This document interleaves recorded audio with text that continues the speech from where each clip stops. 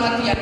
Bahkan bayi yang masih ada di dalam rahim ibunya pun pasti mempunyai yang namanya kematian. Walikulli ummatin ajal, fa idza jaa ajaluhum la yastakhiruna sa'atan wa la yastaqdimun. Tiap-tiap umat mempunyai ajal. Apabila ajal itu telah tiba, tidak akan dapat dimundurkan, tidak akan dapat ditunda, dan tidak akan dapat dimajukan walaupun dengan susah. Ma'asyiral muslimin rahimani wa rahimakumullah. Pada hakikatnya semua yang bernyawa di atas dunia ini pasti merasakan kematian. Manusia, hewan, tumbuh-tumbuhan, intinya semua yang bernyawa pasti merasakan kematian. Kullu nafsin dha'iqatul maut. Tiap-tiap yang berjiwa pasti menjumpai yang namanya kematian. Pertanyaannya hadirin yang dimuliakan Allah Subhanahu wa taala, apabila kematian itu datang kepada kita, apa yang sudah kita persiapkan hari ini? Terkadang kita hidup di atas dunia ini seolah-olah kita merasa bahwa kita tidak akan pernah meninggalkan dunia ini.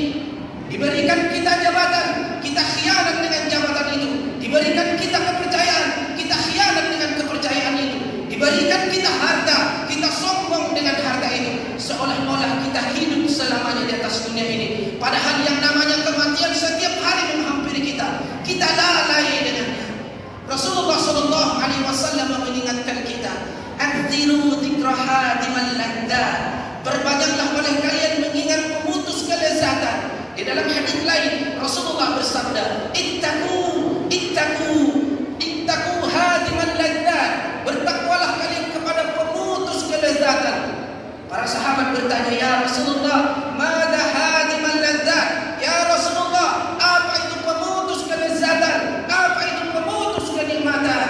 Faqala Rasulullah bersabda, "Al-maut," kematian. Ma'asyiral muslimin, hari ini setiap hari kita mendengar ada saja orang yang diumumkan meninggal. Setiap hari bahkan kita berjumpa di tengah jalan ada orang yang diantar ke kuburnya. Setiap hari terkadang kita mendengar ada orang yang disebutkan, diumumkan namanya di masjid, "Inna lillahi wa inna ilaihi raji'un," telah berpulang si anu. Hadirin, kita mendengarkan besok-besok nama kita yang disebutkan di dalam masjid itu. Besok-besok kita yang diantar ke liang kubur kita. Pertanyaannya kembali, apa yang sudah kita persiapkan? Hadirin yang dimuliakan Allah, sidang jamaah salat Jumat rahimani wa rahimakumullah.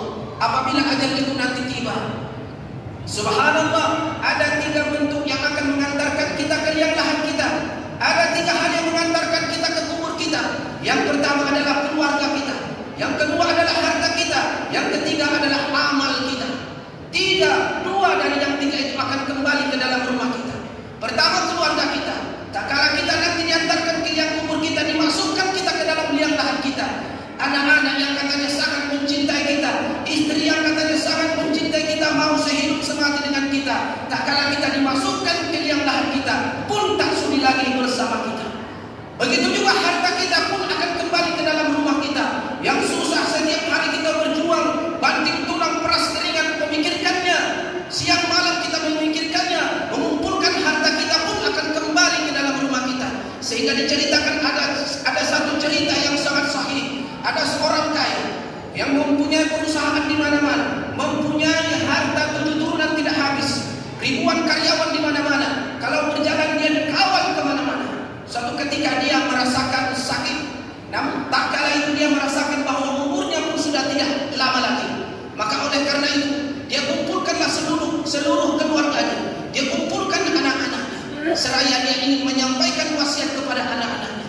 Ketika anaknya berkumpul, dia menyampaikan, "Wahai anak-anakku, ada apa ayah?" kata anak-anaknya. "Rasanya ayahku ini sudah tidak lama lagi hidup di atas dunia ini. Lalu ayahmu ini sebelum wafat ingin menyampaikan wasiat kepada kalian, dan tolong nanti wasiat ini kalian laksanakan." "Baik ayah, apa itu wasiatnya?" "Yang pertama, ketika ayahku nanti wafat, di dalam lemari ayah ada sebuah kaos kaki yang sangat ayah cintai, kaos kaki yang ayah beli di Amerika pada waktu itu, kaos kaki yang sangat ayah sayangi, kaos kaki putun. Lalu ayah, nanti ketika ayahku wafat, tepatnya tak kala dikafani, tolong pakaikan kaos kaki itu." Cuma itu ayah. Ada satu lagi. Di sebelah kaos kaki itu ada sebuah surat. Jangan kau baca dulu surat itu. Nanti bacalah tak kala ayah Hadirin yang dimuliakan Allah Subhanahu wa taala. 1 minggu selepas orang kaya ini berwasiat, dia pun menjumpai ajalnya, dia pun wafat. Lalu tak kala alhamdulillah jenazahnya diurus oleh seorang ustaz. Tentu ustaznya yang mengerti sunnah, sebagaimana selayaknya dilakukan, dimandikan, dikafani, disolatkan dan dikuburkan. Tak kala dikafani, anak orang kaya ini teringat akan wasiat ayahnya. Disampaikanlah kepada si ustaz, wahai ustaz, ada apa kata si ustaz? Dulu ketika ayah kami sakit, dia pernah menyampaikan wasiat kepada kami yang harus kami laksanakan. Wasiat apa itu? Begini ustaz, di dalam lemari ayah kami ada sebuah kaos kaki. Kaos kaki putih, kaos kaki yang sangat dia sayangi, kaos kaki yang sangat dia cintai. Lalu ada apa dengan kaos kaki itu? Dia berwasiat dan minta tolong pakaikan kaos kaki itu tak kala dia dikafani. Lalu kata si ustaz, tidak bisa, sebab tidak ada yang bisa dibawa kemana ke dalam kubur kita kecuali kain kafan ini saja. Lalu anak orang kaya ini memohon, wahai ustaz tolonglah, kami ingin melaksanakan wasiat terakhir ayah kami ini. Tidak bisa, kata si ustaz. Lalu kata si ustaz, atau barangkali ada wasiat lain. Anak-anaknya teringat, oh benar ustaz, ada sebuah surat. Nah, ambil surat itu, bacakanlah. Hadirin yang dimuliakan Allah Subhanahu wa taala. Lalu diambillah surat itu, dibacakan apa isinya. Wahai anak-anakku, wahai anak-anakku, kalian kenal siapa ayahmu ini?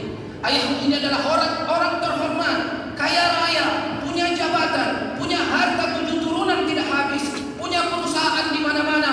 Namun lihatlah pada hari ini, harta yang ayahmu punya tidak bisa dibawa. Jangankan itu, sebuah kaos kaki butut pun tidak bisa ayahmu bawa. Maka oleh karenanya, ittaqullah, bertakwalah kalian dengan harta yang ayahmu tinggalkan. Ma'asyiral muslimin rahimani wa rahimakumullah. Rumah kita, mobil kita, harta kita hari ini belum tentu nanti bisa menemani kita kalau kita tidak pergunakan di jalan Allah Subhanahu wa taala. Yang terakhir adalah amalan kita. Kita berlindung kepada Allah. Mudah-mudahan yang menemani kita nantinya di liang lahat kita adalah amal-amal soleh kita, amal-amal baik kita, puasa kita, solat kita, zakat kita, dan amalan-amalan yang lainnya. Dan kita berlindung kepada Allah, jangan sampai yang menemani kita di liang lahat nanti adalah amalan-amalan buruk kita. Ma'asyiral muslimin jama'atul Jummah rahimani wa rahimakumullah.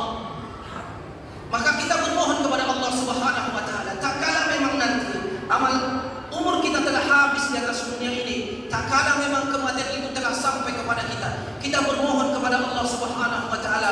Allah tabaraka wa taala tidak akan mewafatkan kita kecuali telah diampuni dosa kita. Allah Subhanahu wa taala tidak akan mewafatkan kita kecuali dalam keadaan husnul khatimah.